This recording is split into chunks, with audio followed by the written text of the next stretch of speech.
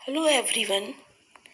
Yesterday you read about Napoleonic Code, जिसे हम civil code of 1804 भी कहते हैं। कल आपको इस कोड की मेरिट और डिमेरिट बताई गई। आशा करते हैं कि आप लोगों के समझ में आ गई होगी। अब हम अगले सेक्शन की तरफ बढ़ते हैं। वो है the making of nationalism in Europe. अगर हम मिड 18th सेंचुरी का यूरोप का मैप देखें तो हम देखेंगे उस समय कोई नेशन स्टेट नहीं था। For example, Germany, Italy and Switzerland were divided into kingdom and duchies. Germany, Italy, Switzerland kingdom में और डचीज में डिवाइडेड था, where ruler had their autonomous territories.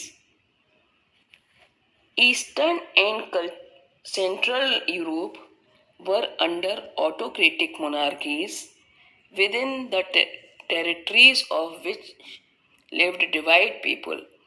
Eastern और सेंट्रल यूरोप ऑटोक्रेटिक मोनार्की के अंडर में था, जहाँ डिफरेंट टाइप के लोग रहते थे।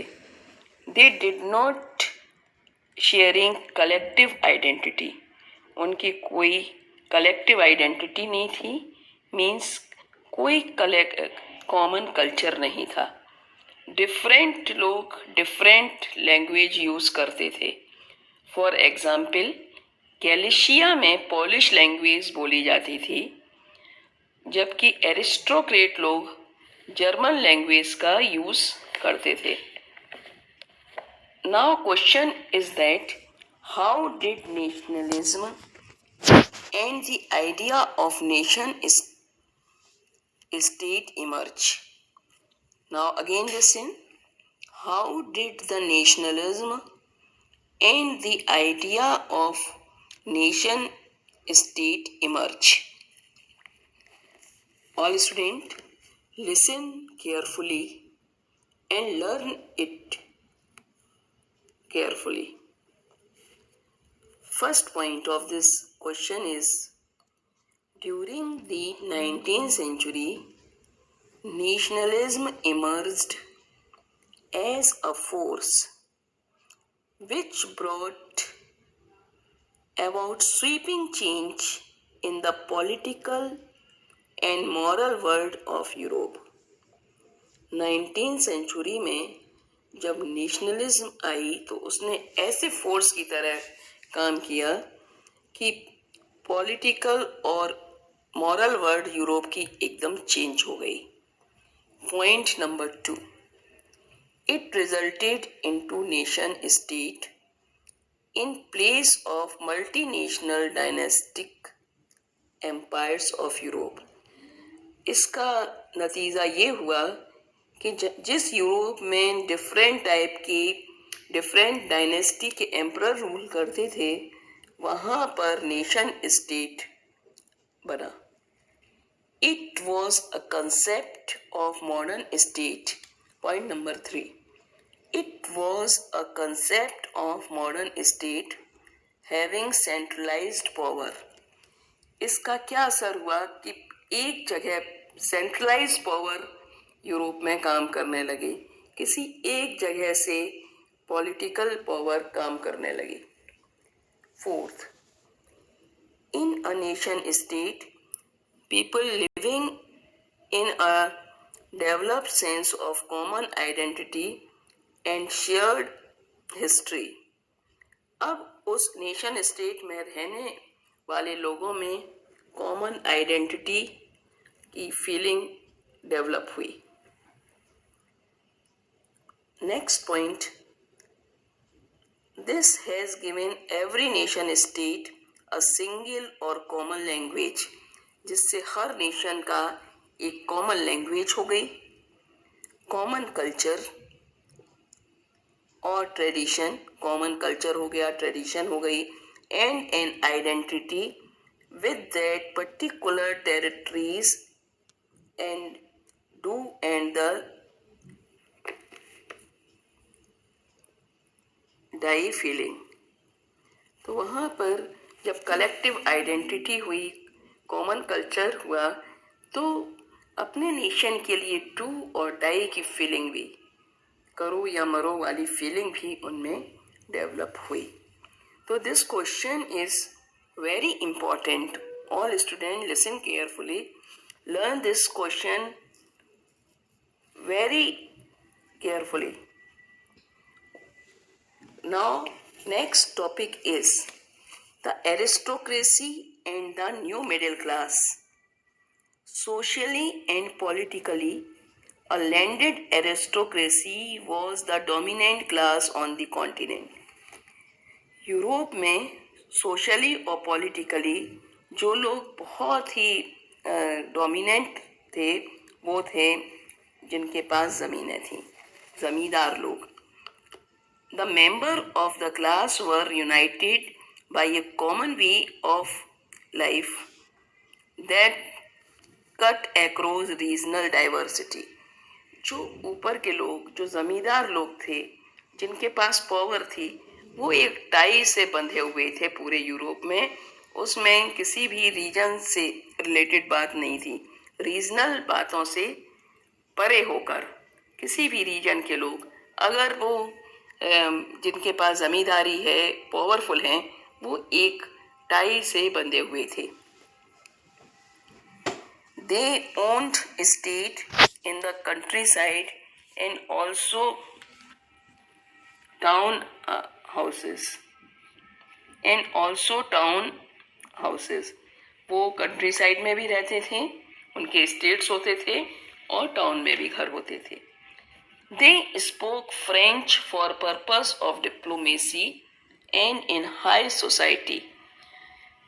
वो यूरोप में फ्रेंच लैंग्वेज को डिप्लोमेसी और हाई सोसाइटी का के लिए माना जाता है. जो लोग अपने को एरिस्टोक्रेट समझते थे, जो बहुत अपने को पावरफुल समझते थे, मोस्टली वो लोग फ्रेंच लैंग्वेज यूज करते थे.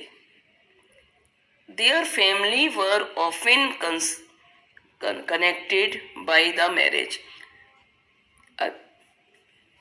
Their family were often connected by the ties of marriage.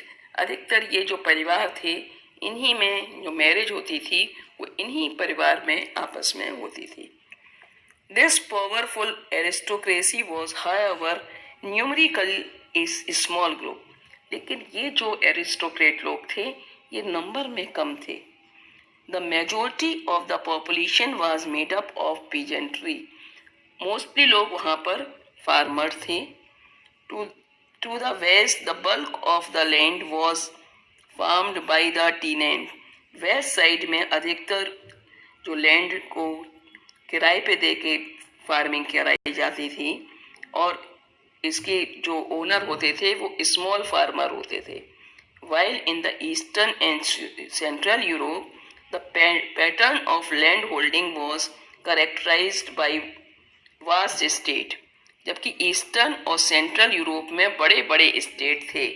बड़े मीन्स जो, जैसा कि इसमें आपकी बुक में लिखा है, वेस्ट साइड में मोस्टली लोग किराए पर ज़मीन दे देते थे छोटे फार्मर को और वो लोग उसको यूज़ करते थे, उस पर फार्मिंग या कुछ काम करते थे. जबकि ईस्टर्न और सेंट्रल यूरोप में जो लैंड होल्डिंग थी वो बड़ी बड़े स्टेट्स के रूप में थी. which were cultivated by serfs. जहाँ पर सर्फ्स के द्वारा, सर्वेंट्स के द्वारा खेती की जाती थी. Western and part of central Europe the growth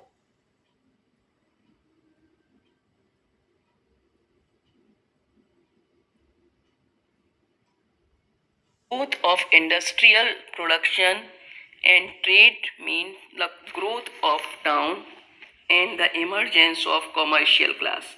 western part में और सेंट्रल यूरोप में जब इंडस्ट्रियल प्रोडक्शन बढ़ा और बिजनेस बढ़ा तो वहाँ पर टाउन इमरजेंस में आए, कॉमर्शियल क्लास वहाँ पर बनी, बिजनेस क्लास बनी, whose existence was based on production for the market industrialization, for the market. और जहाँ पर उनका जो बिजनेस क्लास थी वो जो भी प्रोडक्शन करती थी वो मार्केट के लिए करती थी. Industrialization began in England in the second half of 18th century. England में जो इंडस्ट्री जो बनी, जो इंडस्ट्रियलाइजेशन का काम हुआ वो 18th सेंचुरी के हाफ में हुआ. But in France and the part of Germany state it occurred only during 19th century. Means France और जर्मनी में बहुत दिनों बाद इंडस्ट्रियलाइजेशन हुआ. इंग्लैंड में पहले इंडस्ट्रियलाइजेशन हो गया था.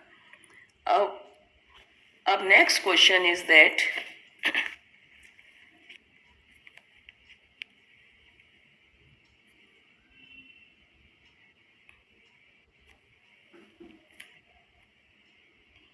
when did industrialization begin in England and other parts of Europe? Again listen.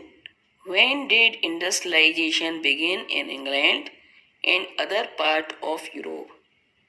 Answer is second half of 18th century, but in France and part of Germany state it occurred only during the 19th century.